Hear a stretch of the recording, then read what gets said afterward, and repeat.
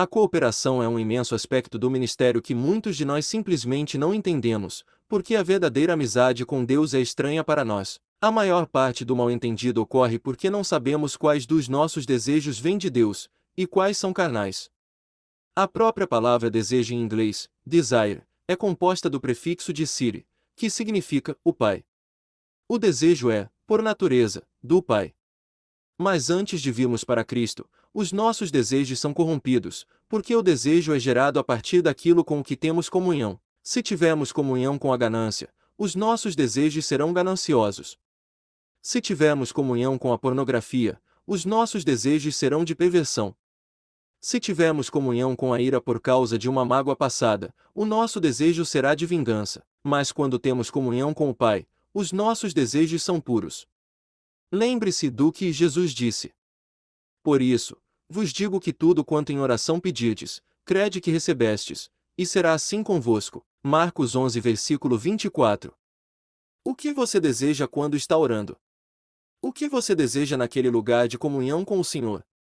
Quando entramos no reino, a estrada estreita e reta de que Jesus falou se torna grande e larga. O reino é maior por dentro do que parece por fora. Há espaço para os nossos desejos, para a nossa criatividade, para as nossas ideias. Não pensamos ou sonhamos independentemente de Deus, mas por causa dele. Ele essencialmente disse: vou-lhes dar uma grande ideia, e quero que ela molde cada sopro de vida em vocês, cada parte do ministério, cada oração. A ideia é: assim na terra como no céu. Agora vão. Corram com ela. Façam-na acontecer. Esse mandado nos move a sairmos de uma servidão robótica onde perguntamos constantemente: Senhor, devo comer atum ou manteiga de amendoim no almoço? O Senhor quer que eu atenda o telefone quando ele tocar. Devo falar com aquela pessoa na loja ou passar direto? Essa é uma forma de dependência que nem sempre agrada a Deus. Em vez disso, Deus confia no coração de um homem que está envolvido na sua amizade com ele. À medida que temos intimidade com ele, o que acontece passa a ser resultado dos nossos desejos e não apenas de recebermos ordens específicas do céu. Deus começa a se alimentar dos nossos desejos e vontade assim como ele se alimentou do desejo de Davi.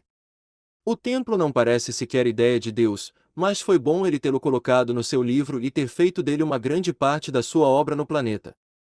Ele fará o mesmo com as suas ideias e desejos. Do mesmo modo, a Bíblia diz que Jesus só fazia o que ele via o seu Pai fazer, ver João 5 versículo 19. Durante a maior parte da minha vida eu entendi que isso significava que quando Jesus colocou lama no olho do cego, foi porque ele viu o Pai fazer isso primeiro no Espírito. Eu ainda creio nisso, mas também penso que Jesus estava dizendo muito mais. Creio que ele estava nos dizendo: eu vejo o que move o Pai, e permito que aquilo que o move determine o meu rumo. Como pastor, sei como é ver os sonhos de outras pessoas florescerem sob o ministério em minha igreja. Mas a minha primeira preocupação é sempre a agenda de Deus para nós. Não presto atenção à agenda de ninguém, por mais eminente que ele seja, ou que dinheiro ele tenha para executá-la. Sou imune às agendas dos outros até que eles renunciem a elas e tomem a minha agenda, que Deus me deu para a nossa igreja. Então, e só então, as agendas deles se tornam importantes para mim. Os desejos deles adquirem vida em minha mente quando eles as compartilham comigo. Creio que é assim que o Pai trabalha. Quando ele vê você e eu nos rendermos à agenda dele, ele de repente passa a estar interessado em ouvir o que temos a dizer. A nossa rendição o torna vulnerável aos nossos sonhos. Passa a haver um efeito de cooperação. Como acontece com qualquer esforço de cooperação, o trabalho que fazemos com Deus leva a nossa marca e a dele. Minha esposa deu à luz nossos 3 filhos, e eles levam as minhas características e as dela. De modo que quando cooperamos com Deus, o resultado se parece com ele conosco. Por exemplo, cada um dos 4 evangelhos representa a mesma mensagem, no entanto, cada um é único e distinto, porque cada um dos autores era único e distinto. Até os atuais derramamentos e avivamentos que estão ocorrendo em todo o mundo têm manifestações completamente diferentes, porém o mesmo Espírito, porque eles fluem através de pessoas com dons, personalidades, relacionamentos e ambientes culturais diferentes. Cooperação não tem a ver com conseguir o que queremos de Deus. Ele não é um mensageiro cósmico para executar todos os desejos que temos.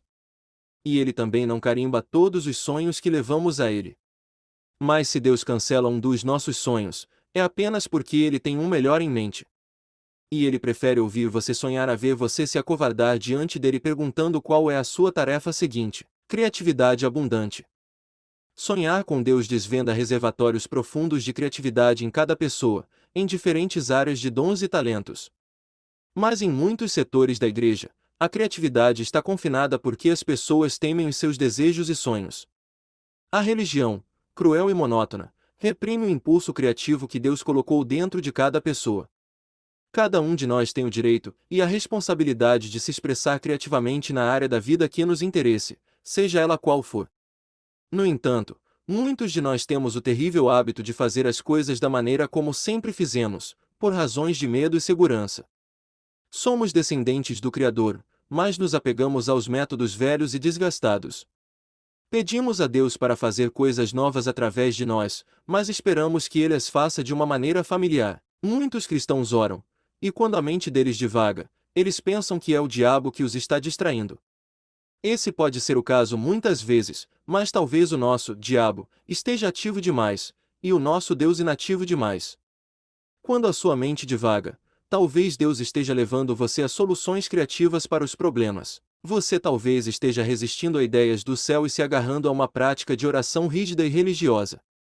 Algumas pessoas de negócios saem da rota quando estão orando, pensando em um contrato ou em uma oportunidade, e no fim da oração elas pensam: arruinei todo o meu tempo de oração pensando em outra coisa. A culpa e a condenação vêm sobre elas quando Deus na verdade estava desviando-as para um assunto que estava em sua mente. Ele queria que elas pensassem criativamente e interagissem com Ele para que Ele pudesse liberar ideias que elas nunca tiveram. Meu tio Davi me contou uma vez que um professor de uma faculdade cristã olhou para seus alunos e disse: quantos de vocês querem ser milionários? Todos eles falaram: eu quero. Vão para casa hoje à noite e orem, e me digam o que vocês sentiram quando estavam orando. Eles voltaram no dia seguinte, e ele disse: quantos de vocês querem ser milionários? Uma pessoa ergueu a mão, e essa pessoa acabou sendo um homem de negócios bem-sucedido.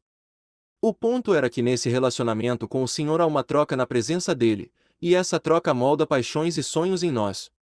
Infelizmente, a religião nos programou para ignorar qualquer coisa que possa ser um desejo pessoal, de modo que deixamos que o mundo que nos cerca se encarregue de sonhar, e nós nos alistamos no sonho dele. Muitos cristãos nunca sentem a liberdade de expressar criativamente o que Deus está dizendo e fazendo neles pessoalmente.